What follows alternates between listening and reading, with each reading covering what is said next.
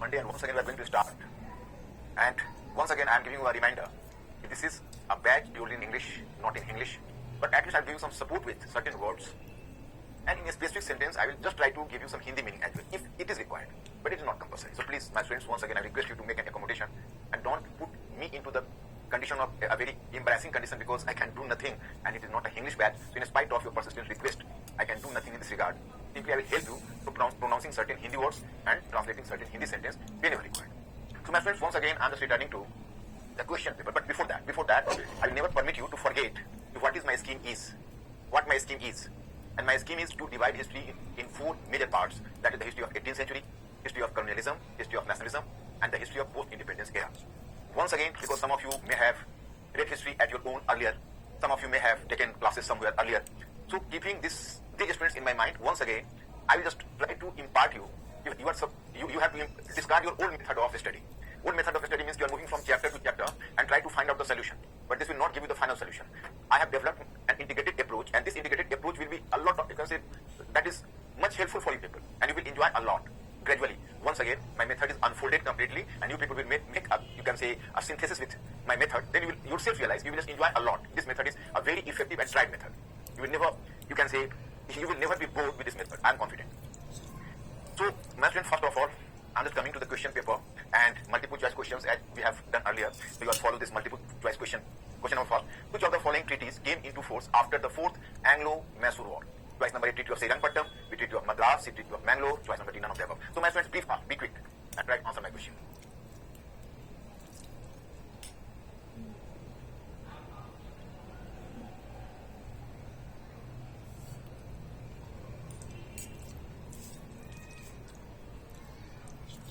Maximum, yes.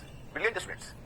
Brilliant students, you have selected the right choice, because in the Fourth Anglo-Mysore War, Tipu Sultan was himself eliminated while fighting on the fort of Srirangapattam. He even refused to comply with the British proposal of the subsidiary alliance, and he fought till his death. So that's why there was no scope for any treaty in the Fourth Anglo-Mysore War.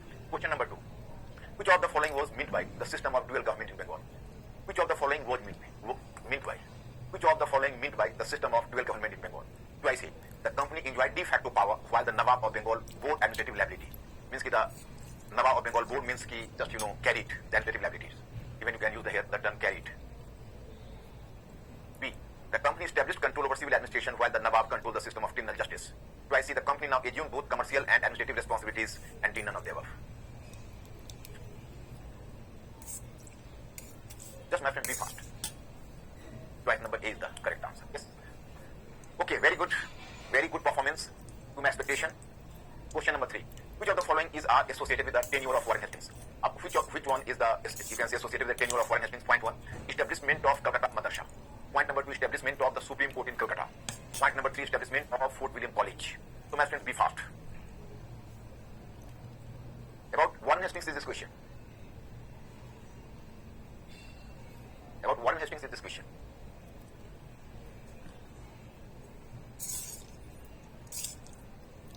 Yes, correct. 100% correct. You are correct. Question number 4. Which of the following project was not responsible for the system of dual government introduced by Robert Clive in Bengal? In this question, you have to find out, it is not about the features of dual government or diarchy. This is the question about which factor was accountable behind this dual government in Bengal. We have to give focus over the factor. Twice A, the British lacked qualified officers who were familiar with Indian system. B, if the company assumed complete administrative control directly, it would face organized opposition from other Indian powers. C, the court of directors didn't permit the company to establish direct rule over Bengal. And D, there was a fear that English education could inculcate nationalist consciousness among Indians. So there are the two choices, and my friend, choice is quite obvious, and can I expect you to answer this question? Be fast.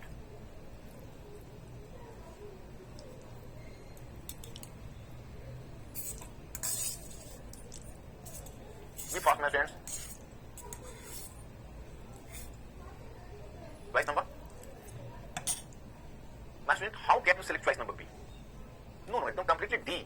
There was a fear that English education could inculcate nationalist consciousness among Indians. Very obvious choice is choice number D. There is no question of B at all. Can you imagine what is the talks of the English inculcating the English education among Indians, or you can say the education could inculcate nationalist consciousness? What is the question of nationalist consciousness? So my friends, purely the answer is choice number D. Choice number D is the correct answer. Which treaty brought an end to the Second Anglo-Maratha War? Which treaty brought to an end the Second Anglo-Maratha War? Be fast, my friends.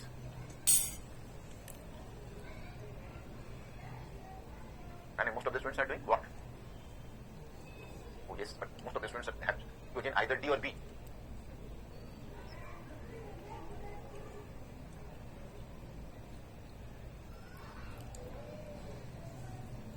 Right, that is correct. So my friends, of the 5 questions, many of you might have done well the 5 out of 5 questions.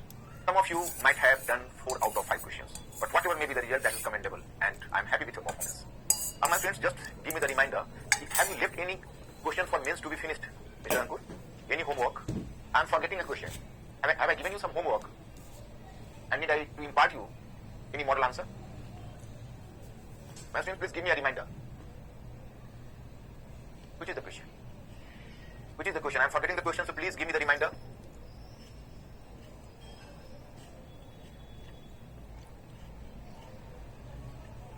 Okay, about subsidiary lines, possibly. About subsidiary lines, no? Yeah. How did subsidiary alliance transform British? How did subsidiary alliance transform British from a power in India to the power of India? Okay. So my friends, if I have to answer this question, how did subsidiary alliance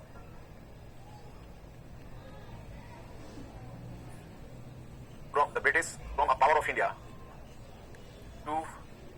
into a power of India? Examine the statement. And actually,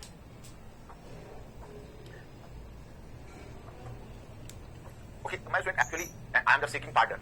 Although it is a very awkward situation, some of your friends, but Ankur, this color will not work. This is a very horrific color. We are supposed to manage it. In fact, my friends, I am seeking pardon.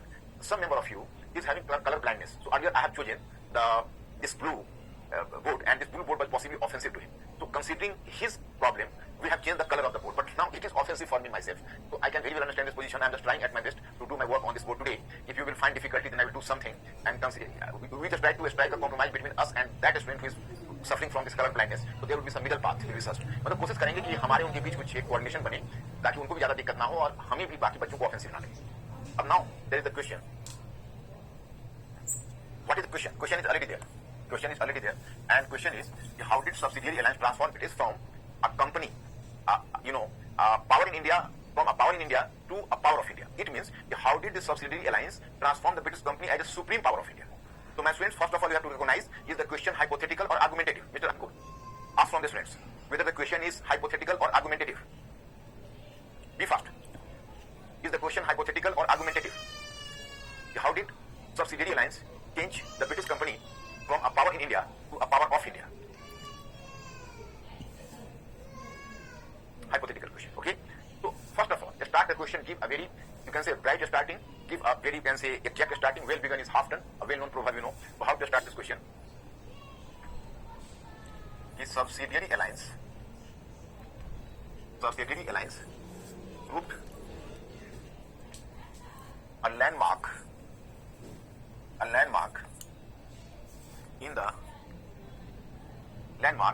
in the progress of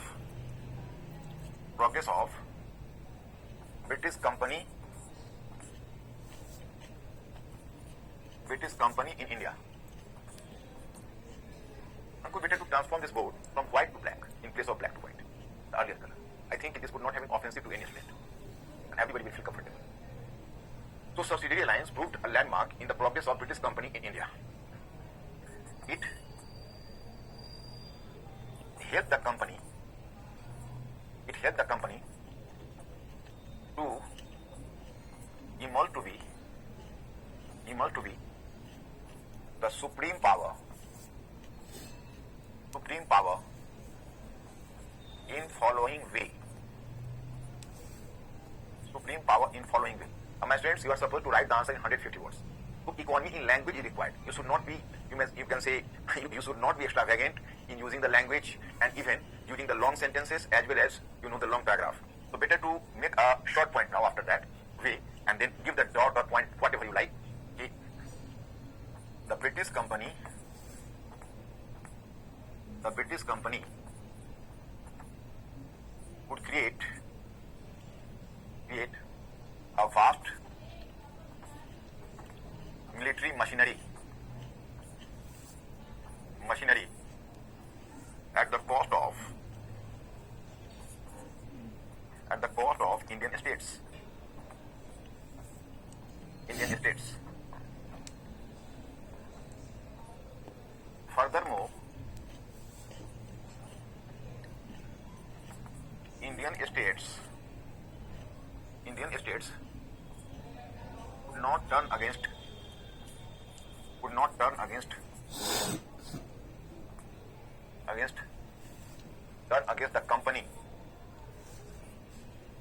the company as the British Army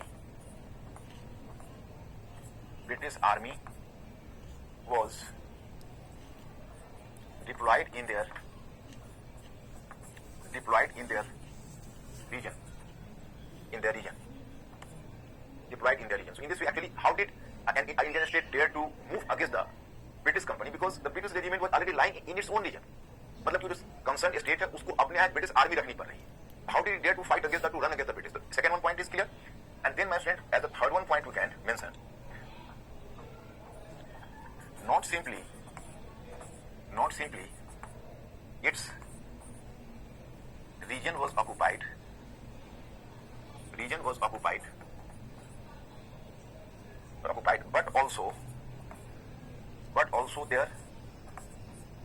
but also their foreign policy was mortgaged.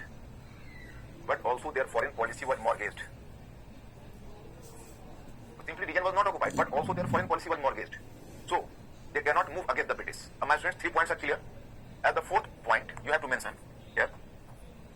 At the fourth point, you can mention the British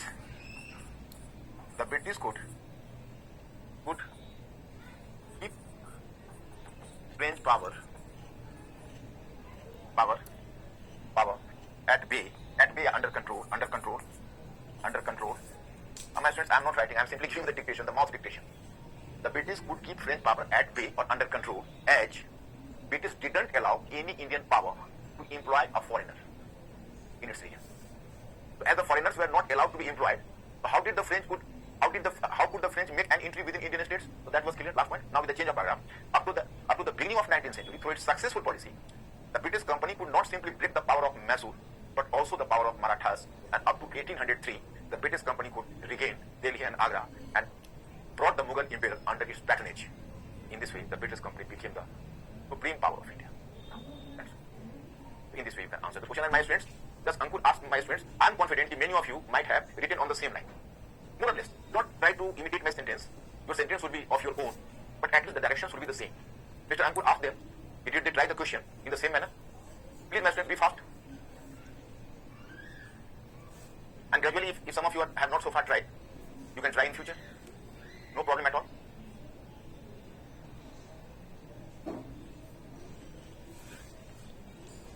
What's the response of my students? Please make me clear. Okay, cool. You are just in the beginning phase, my students. You are in the beginning phase. Gradually, you will just acquire this expertise. Here, I am giving you certain idea about writing. Just start a question. Just try to give a better starting. And always in the beginning, you should know. There should be the major central idea should be in the beginning. For example, here I have used the term the treaty of subsidiary alliance proved a landmark in the success of or in the progress of the British company in India. That is the major goal. Then every smaller idea or the minor idea is going to support the major idea. The British could create a big army with at the cost of the, you can say, or at the payment of the Indian states. Okay. For the standard writing, you are making the points, but for the standard writing, there should be some sort of continuation. In your writing, the second one sentence or the second one point should have some continuation with the first one. मतलब आपने जो दूसरा sentence आप शुरू कर रहे हो वो पहले सेंटेंस से थोड़ा सा continuation में होना चाहिए. जैसे देखो ना, आपको मैंने the British company could create a vast military machinery at the cost of Indian states. Furthermore, Indian states, देखो Indian states repeat हुआ, not done against the company as the British army was deployed in its region. So इस point से connectivity है और इस point से connectivity है. So that is the feature of it.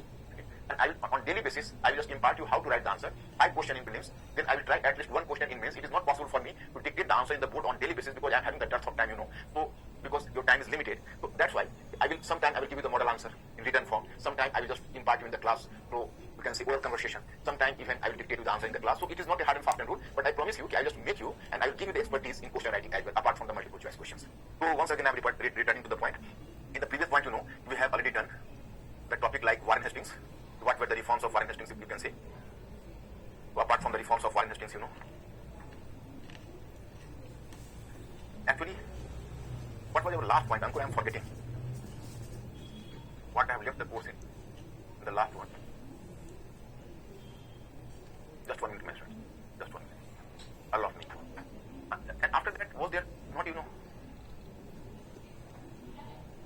Johnson, Port Anglo-Mysore War, the subsidiary airlines, the British company following advantages.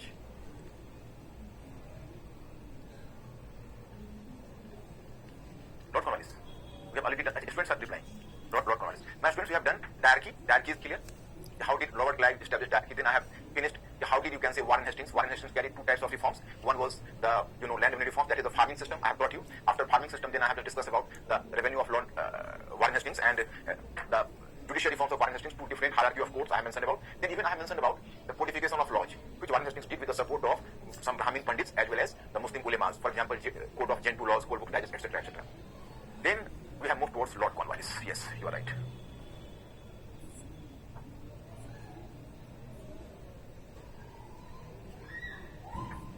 Lord Cornwallis, here you can say very simple type of reforms is police reforms. The reforms is police reform. Police reforms is a very simple type of reforms. What did he do? He created the modern Thana system. And this modern Thana system could have been established at every 400 square miles. Actually, the range of the Thana was the 400 square mile. And on every Thana, an officer in charge was Daroga. Daroga was officer in charge. And above Daroga, a post was created, and that was superintendent of police. Okay? Then you can say he is known as father of civil services.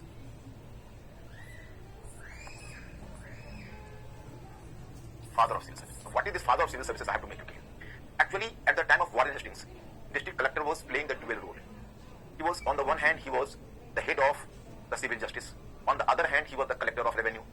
So Lord Cornwallis, basically he came to think, sometimes he was going to be inspired by some liberal laws, you can say, not liberal laws, liberal ideas is very difficult there. Lord Cornwallis came to think over the option to accumulate so much power in a single personality or a single institution or post is detrimental to the government.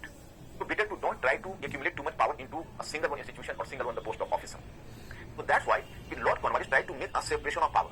And here you find he introduced the so-called Cornwallis Code in 1793. On the basis of Cornwallis Code, he could separate judicial power from executive power. Judicial power from executive power. मतलब उसने जो Cornwallis Code लागू किया था, उसमें जो executive power था, वो executive power था collection of revenue, and judicial power था he was presiding over the civil justice as well. And there was very very interesting condition was there, very interesting situation was there in that. Suppose you can say the district collector was the head of the collection department, and collection and even the tax collection is the part of civil justice itself. So suppose if someone is having some grievances against this collection department, and he is going to seek justice, and he is suing an officer in a court, so the same district collector will just hear in the court to make a trial of the case. So the question arises if justice will be denied because district collector might favor the officer in his own department because the case is against the department of his officer. मतलब मैं ये कहना चाहता हूँ कितना interesting situation होगा कि आखिर रेवेन्यू डिपार्टमेंट भी कहीं ना कहीं सिविल जस्टिस के अंतर्गत था. तो अगर रेवेन्यू डिपार्टमेंट में किसी को कोई ग्रीवांसेस होता तो जब मुकदमा डालता ही used to bring up you can say he had to you can say just issue you can say do the sue against the concerned officer. किसी ऑफिसर के अगेंस्ट में अगर वो मुकदमा डालता तो पता चलता है कि उस मुकदमे की सुनवाई के लिए फिर वही डिस्ट्रिक्ट कलेक्टर बैठा हुआ है जो अपने डिपार्टमेंट के अगेंस्ट मुकदमा सुना. So that is as good as the denial of justice. So keeping this thing in mind, Lord Cornwallis separated the judicial power from executive, and the post of the district collector was divested of the judicial power now, and he created a separate officer, and that is district judge. So the post of district judge was created by whom? Lord Cornwallis, and district judge has to preside over the civil justice, and district collector was simply confined to the collection of tax. His salary was very handsome. It was enhanced up to 1,500 per month. Apart from that, he would receive 1% commission of the total collection as the commission. So the post of the civil district collector of India became the highly paid post in the world at that time. And every Englishman was just aspiring for getting this post reserved for his own progeny, for his own son. So how much alluring and tempting this post was, you can very well imagine. So इस तरह से district collector, that's why he was known as the father of civil justice. Sorry, the father of, you can say, civil services, Lord Cornwallis. Then, judicial reforms. Now here I am just looking at judicial reforms. My friend, here judicial reforms, he has done the all-round reforms. In judicial reforms, you will find the 2 different hierarchy of courts. I am making you clear. The 2 different hierarchy of courts were created by Lord Cornwallis. That is civil court. Civil court. So, you can say, writing the name of the civil courts, you can say in the vertical direction from below to above. So, in the reverse direction, you can say Court of Munsif, Court of Munsif, Court of Registrar,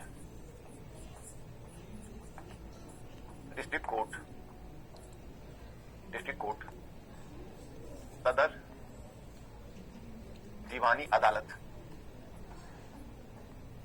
सदर दीवानी अदालत,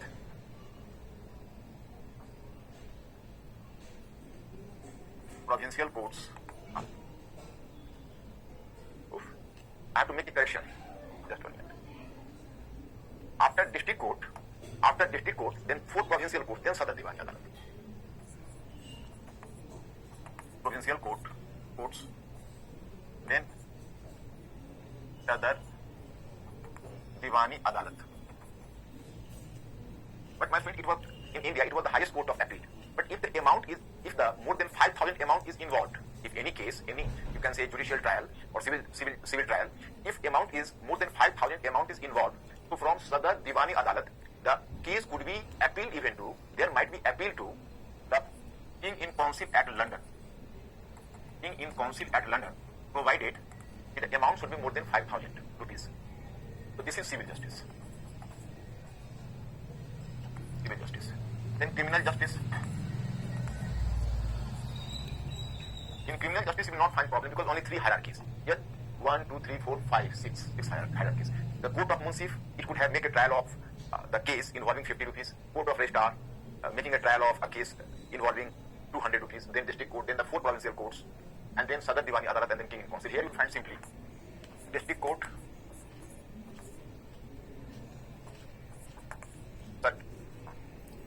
circuit court,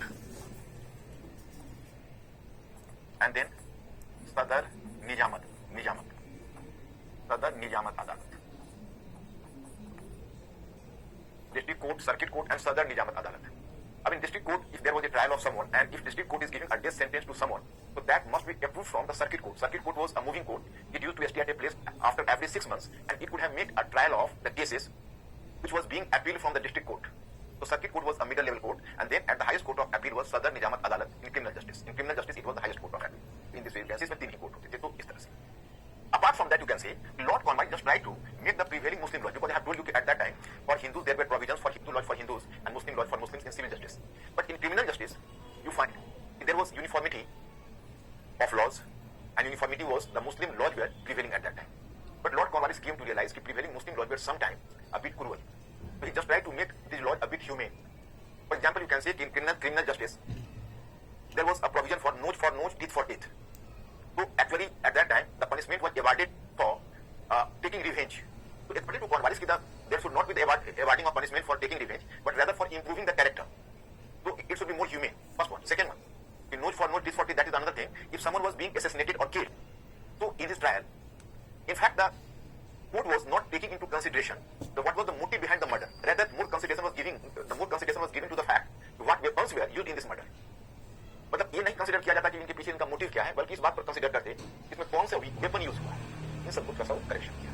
that is the point. तो थोड़ा सा उसने laws को ज्यादा humane बनाया और 2 हायरार्की ऑफ कोर्ट्स बनाए. But my friends, now I am going to discuss with you a very important thing, and that is permanent settlement. What is permanent settlement? I have to make you clear. It is a bit ticklish, a bit challenging, but I will definitely make you crystal clear. Simply you people have to give me some hint whether you are clear or not.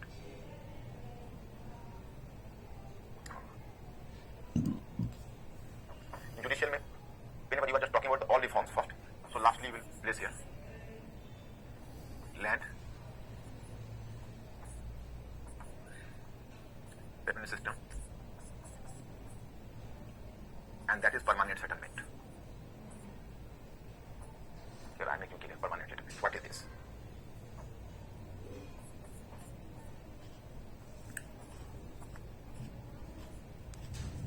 Permanent settlement. That is a diagram. 1,000 bighas, that is the land. 200 bighas. 200 bigha. You know, bigha was a unit of land. 20 kathas was 1 bigha, and that is 800 bighas.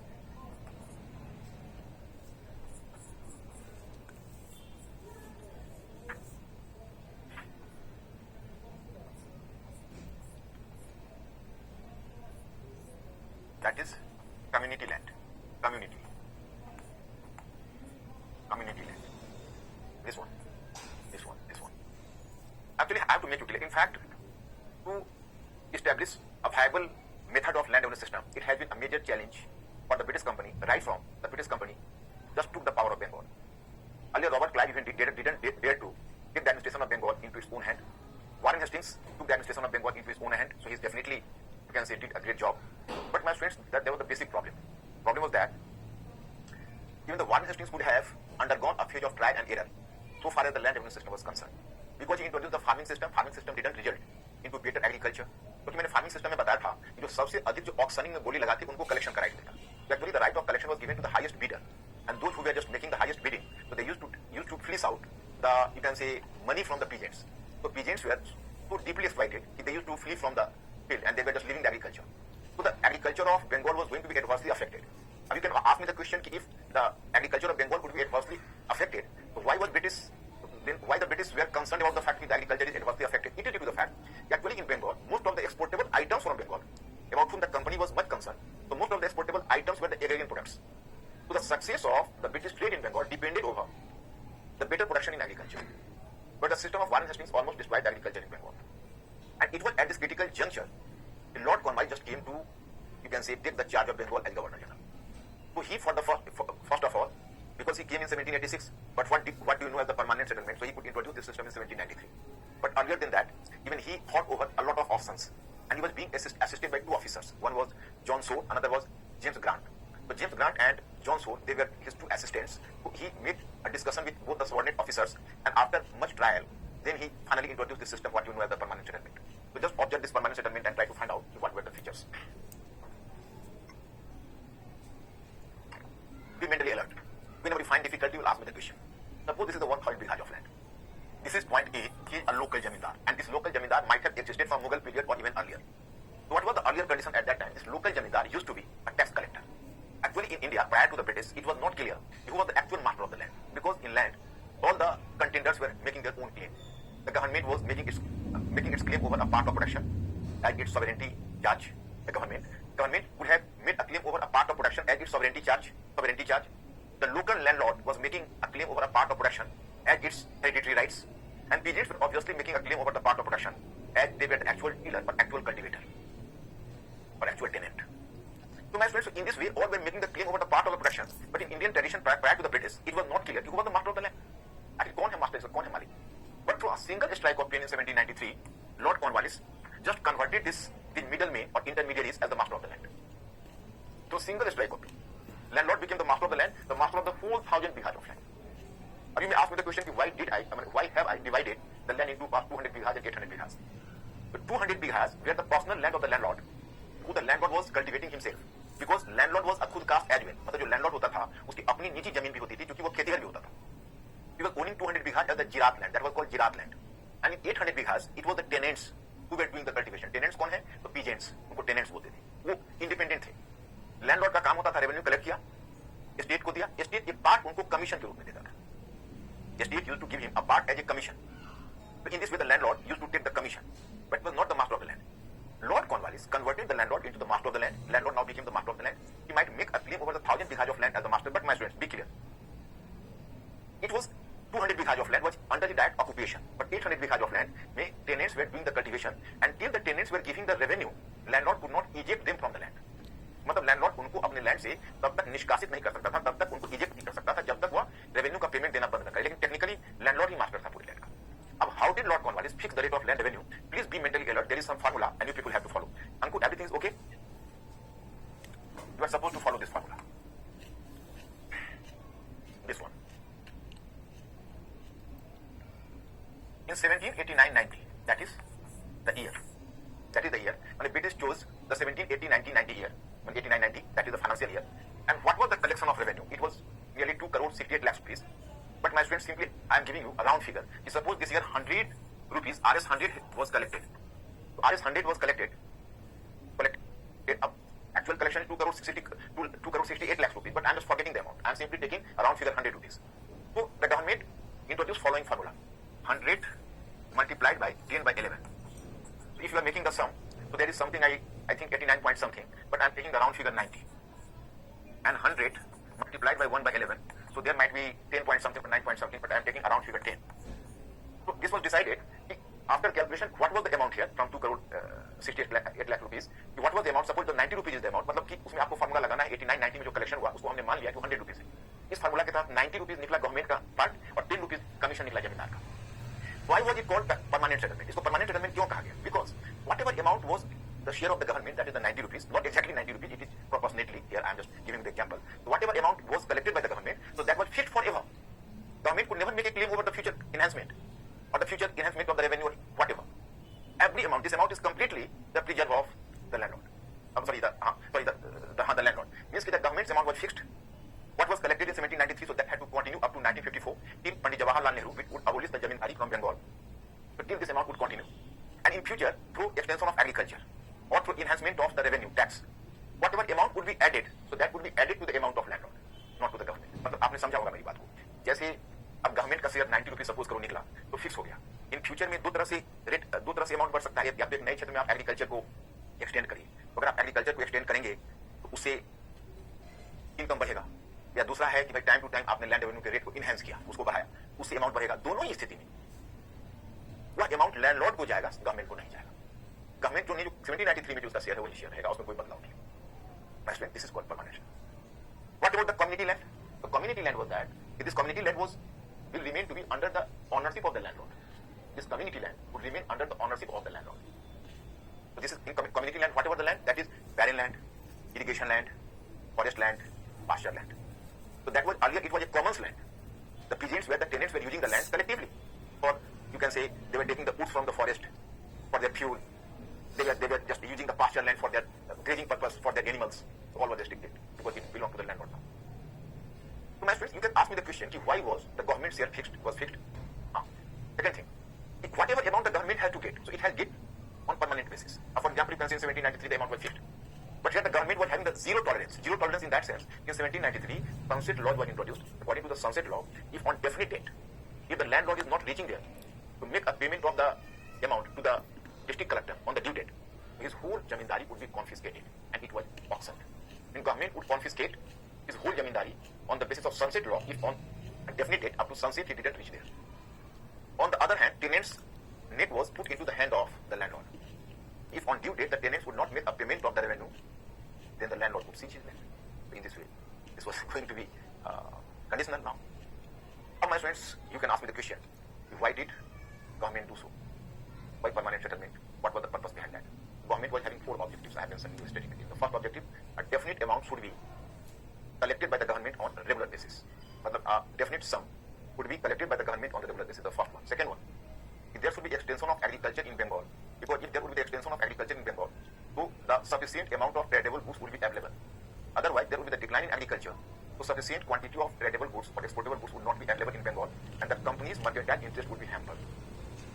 If one must believe that for the future enhancement of revenue or for the future enhancement of the revenue, the benefit is being reaped by Jamindar himself and the government was not making any claim in the share.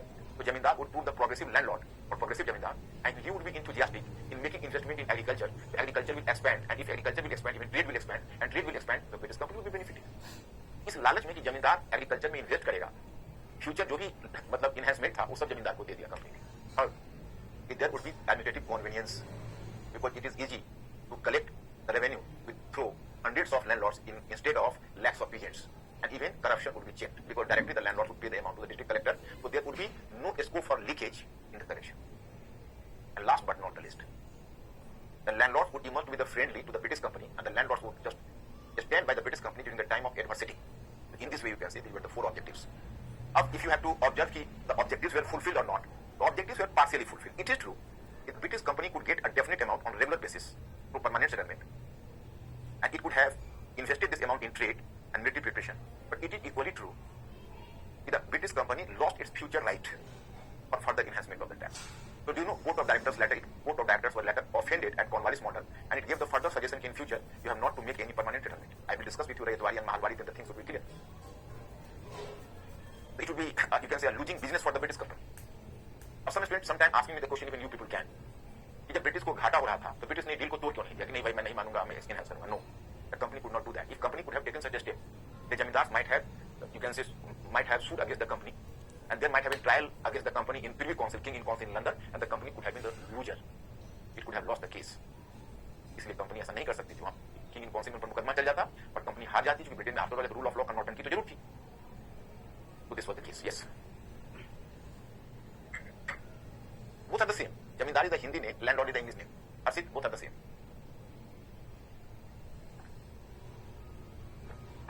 Are they asking in Hindi or English? Permanent settlement means actually British company established a model in Bengal. Okay, so British company established a model in Bengal, and that is the land revenue system. In the land revenue system, in fact there is the landlord.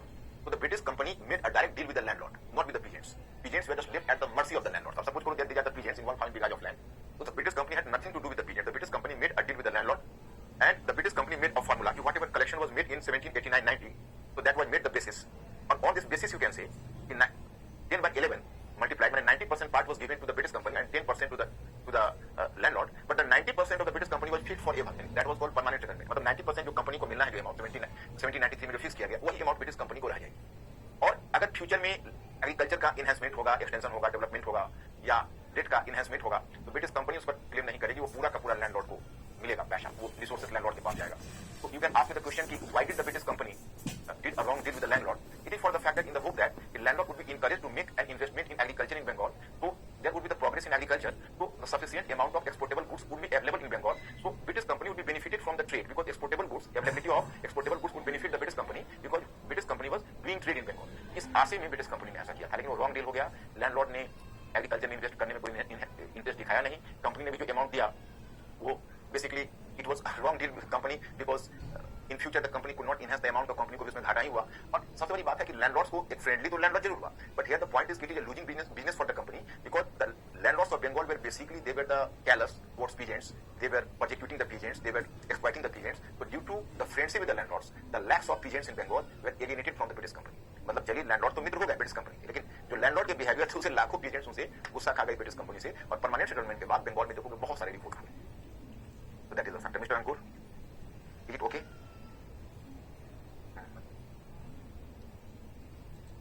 Anjali, under the British rule you are doing, better not to use the term Jagirdar. Because Jagirdar was the term that was being used under Mughals. Actually, whenever you will go through the Mughal Mansabdari Jagirdari, whenever I will teach you medieval history, then I will make you familiar. During Mughal period, you will find there was Mansabdars, that were the Mughal officers.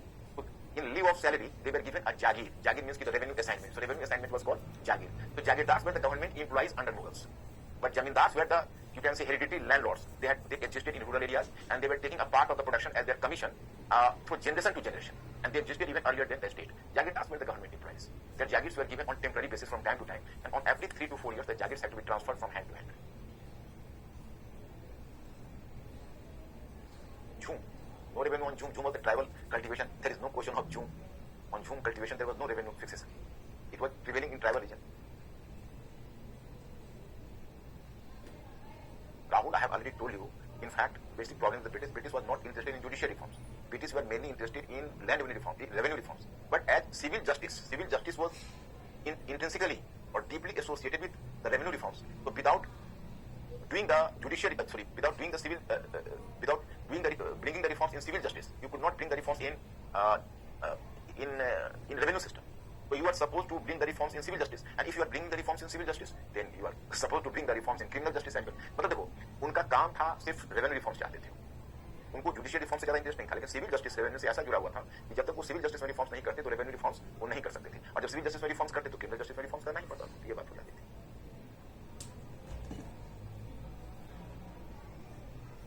Once again, please. I will discuss about the Priyanka. You have to wait for some time. At different place, I will tell you about the peasant unrest. Please here, if you will ask such a question, you will be diverted from your main topic. So I am a bit worried. You people are just asking the question out of permanent settlement, and we are just dealing with the permanent settlement. So I am not having any problem. I will move there. But आप topic से divert कर रहे हो और फिर आप इस topic को नहीं समझ पाओगे. So please place the question. जो मैंने आपको डायग्राम बनाया है ना, अभी हम लोग केवल मर्केंटाइल फेज लेते हैं. And so far the question of peasant unrest is concerned, tribal unrest is concerned, all the topics will be discussed in future. वो सबकी अपनी अपनी जगह बनी हुई है. आप फिर स्कीम को समझिए प्लीज. अगर नहीं समझेंगे तो फिर वैसे में आपका फिर पूरा स्कीम खराब हो जाएगा. I have just discussed with you, Siddharth, that there were the 4 benefits according to the British company. Firstly, the British company could collect a definite amount because at the time of Warren Hastings, because there was the auctioning system, that is the farming system. So every year, actually the highest bidder used to collect the revenue. There was the fluctuation in the collection of revenue. As there was the fluctuation in the collection of revenue, so the British company could not make any specific budget for investing in trade. But in permanent settlement, the British company was used to collect a definite amount per annum. Secondly, it might have provided administrative convenience because it is easy to collect the revenue with the support of the landlord in place of collecting from the lakhs of peasants. And even the leakage of revenue could be checked, means the corruption. And third one, the Jamindars could have proved very friendly towards the British company. And one important thing I have told you, the British hoped, and British were hoping at that time, if as the benefit of agriculture will go to the Jamindar, so Jamindars could prove the progressive Jamindar, and Jamindar will do investment in cultivation or agriculture. So there would be the expansion of agriculture at that time. So British company was hoping also that. लेकिन कोई objective ढंग से पूरा नहीं हुआ. Any further question? Okay. So my friends, so in this way, this was the permanent settlement, and whatever problem you people may find, so I will discuss this. You can say once again, no problem at all. I will once again discuss this thing. You will go through my study material as well. But if you will find any problem, I will discuss this aspect in tomorrow's also. Now, my friends, I'll return to this. This is your, diagram. So you have done this one, and then you are just, economic. In economic, there is not much difficult. Very simple. In economic, very simple. First of all, if what you know is the drain of wealth, so that started in this period. Why drain of wealth? So because there was the rise of the colonial system. Earlier, you can say the British company used to purchase the products from India. The British company was liable to pay in precious metal. For example, gold and silver. The British company was bringing precious metal from Britain. But now, the British company used to collect the revenue from Bengal, but a substantial part of revenue was invested in trade. Even money belongs to India, and products belong to India. For example, you can say, suppose if you are a shopkeeper, I will just reach at your shop, and I will ask you, what is the cost of a soap? मतलब साबुन की क्या कीमत है? You will tell me 100 rupees. I will just take a soap from you, and in return, I will from your own treasure or treasury, I will take 100 rupees and give you the money. What will happen? That is drain of wealth. मतलब कि पैसे भी हमारे थे और products भी हमारा था. They used to collect the revenue from Bengal, and a substantial part of revenue was invested in trade. And this amount was, and this you can say, this was exported to Britain. And what was the profit? So that was being distributed among the shareholders of the British company. What India got in return? So this was the origination of drain of wealth during this period. And secondly, earlier, the British used to purchase the products from artisans in Bengal. But now, after being the ruler of Bengal, the British company used to virtually plunder the products from artisans. So agency system, it used to had the control over the artisans. The artisans, the British company, you can say, developed the control over all the raw materials in Bengal. So British company used to provide raw materials to artisans at relatively high cost and used to collect the finished goods at relatively lower cost. So the artisans felt pressure from above and below both. So this phenomenon led to the exploitation of artisans in Bengal, and many artisans were rendered unemployed. They were, you can say, they fell into the condition of starvation and death. So even later, you can say, even William Bentinck came to India. So William Bentinck himself made a confession that the soil of Bengal is bleached with the bones of artisans. मतलब William Bentinck ने कहा कि जो बंगाल की मिट्टी है वह यहाँ के कारीगरों की हड्डियों से पटी हुई है. तो इतने सारे कारीगर का स्टार्वेशन से डेथ हो गया. इकोनॉमिक फील्ड में ज्यादा कुछ नहीं है, इतना ही. ये मैं डायग्राम को फॉलो कर रहा हूँ. What about the social field? Social field में और भी कुछ नहीं. Social field में इतना जानो कि as the objective of the British company was limited, it was to maximize the collection of revenue from Bengal, and a substantial part of revenue would be invested in trade and commerce. A substantial part of revenue would be invested in trade and commerce. Okay? So company's objective was limited. So in social field, it was not enthusiastic to bring any social reforms because it very well knew the fact it was not going to benefit the British company the social reforms. Instead, the social reforms might have offended the Indian traditional elements in Indian society, and it could have invited the wrath for the British company. The British company को लगा कि भाई social reform से हमें फायदा क्या है, उल्टा जो इंडिया के जो ट्रेडिशनल एलिमेंट्स हमसे खफा हो जाएंगे, हमसे नाराज हो जाएंगे, इसलिए बेहतर है कि सोशल रिफॉर्म से हम परहेज करें. But during this period, you find that Sati was burnt alive, but the British company didn't take any serious step even to put a check over such a, you can say, such a heinous and such a cruel social taboo like Sati system. But this was in social field. And in cultural policy, that was Orientalism. So Orientalism is quite an interesting thing, my friend. I have to make you clear. So here I am making a diagram. Last में Regulating Act and Peace India Act, my friends, I will do in the last. I will not leave it. Have confidence. Actually मेरे जो staff थे वो बीच में उसको रख दिया, regulating act और Pitt's India act. In future में तुम देखोगे कि आगे जितना चार्टर एक्ट है उसको हम लास्ट में रखेंगे. वो मिस्टेकली बीच में रख दिया. मैं समझ सकता हूँ तुम्हारी position. What have this sense, I will deal with regulating act and Pitt's India act in the last. Okay, so let me do orientalism first. Orientalism,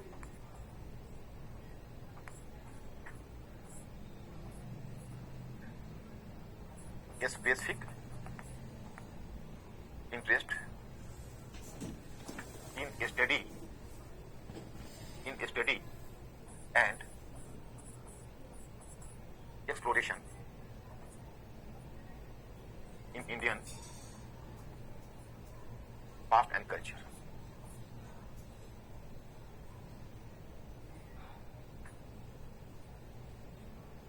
Teaching Amritsar I will discuss later. Whenever I will teach you, Ranjit Singh, the Sikh ruler. Presently, I have just dealt with the Governor General. So it was in course of teaching you Governor General. That was Earl of Minto. So actually I have to give you a long list of the different governor generals and the specific works that which were done before him, the wars, the treaty, etc. So it was in the last, you can say, I have just told you Earl of Minto. So Treaty of Amritsar was signed in 1809 with Ranjit Singh. So I will discuss it whenever I will teach you Ranjit Singh in industrial field. I am keeping in my mind, no problem. Then, Mr. Ankur. Orientalism is what? Orientalism is a specific interest in the study and exploration of Indian past and culture. The British officers were making a study and they are just making, you can say, exploration of Indian past and culture. You might have heard the name of William Jones, Holbrook, when Warren Hastings was an Orientalist, Wilkins, Cunningham. So these were the, Max Muller. Max Muller was a German, not British. So these were Orientalists. They were having their specific interest in Indian past and culture and they just try to make a study and exploration of Indian past and culture. अब इसमें कितने aspect हैं? देखो इसमें aspect कितने हैं? Foundation of Asiatic Society of Bengal.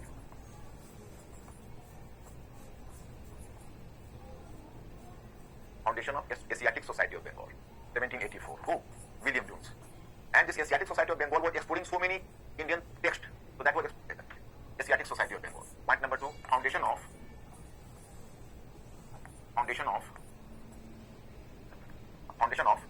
Educational Institutions.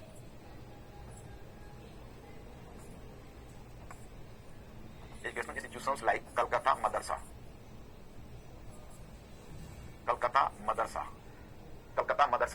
by Warren Hastings and Sanskrit College at Banaras. Calcutta Madrasa in 1781, that was by Warren Hastings, and Sanskrit College at Banaras in 1791 by Jonathan Duncan. That was the second one aspect. Third one aspect, codification of Hindu and Muslim Lodge. Codification of Hindu and Muslim Lodge. We'll come to know codification of Hindu and Muslim Lodge. And fourth one, foundation of Fort William College.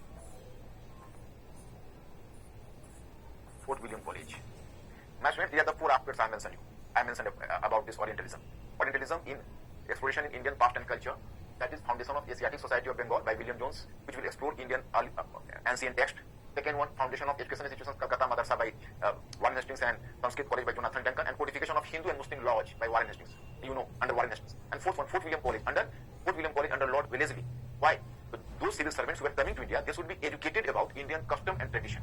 Although this college was founded in 1881 and this was banned by Court of Directors, so the same college had to be established at London, that is known as Hailbury College. That is the precursor to Lavasna presently, at Mysore. But at least he just tried it. अब मैं today my time is over. मुझे लगता था कि आज मैं finish कर दूंगा, लेकिन थोड़ा सा ये तो बच ही गया. Or you have reminded me, that is correct. That is 17. I have to deal with Regulating Act and Twist in the Act tomorrow, and this is the last one I will deal with. What is the objective? What are objectives behind that? Why did this Orientalism was being promoted? So it will take nearly 20 minutes to half an hour tomorrow, and then I will start industrial phase. For that I will send you a study material today. आज इन लोगों को book list भेजा है. So I will send you a study material tomorrow for industrial phase, because it is mercantile phase. So PDF I will send you tomorrow, and half an hour it will still take, and after that will be finished. But my friends, I am curious. हमने आपको बताया कि British अगर smile भी किया, मुस्कुराया भी, तो उसके पीछे कोई ना कोई कलोनियल इंटरेस्ट है. Even if British took a smile, it is having some colonial interest. तो ब्रिटिश जब इतनी सारी चीजें कर रहे थे, ओरिएंटलिज्म में हमारे पास्ट एंड कल्चर को एक्सप्लोर कर रहे थे, it is in their interest और in our interest. My students, please reply my question. Orientalism was either in British interest or in Indian interest. Be fast, my friends. In the last, and I hope from you will give me the right answer. Is this Orientalism favored the British or Indians? Ankur. Oh, sorry. Once again try. So my friends, वो सुन रहे होंगे? So students, I am stopping here. I could not enlist your response. I am waiting for tomorrow, and tomorrow I will finish it. I will just send you the PDF. मेरे मन में ये रह गई साथ कि भाई, हालांकि you might have given the right answer. I am confident whether this Orientalism was either in British interest or the larger Indian interest. So today I am stopping here, my students. I will see you tomorrow. Thank you very much. I'll see you.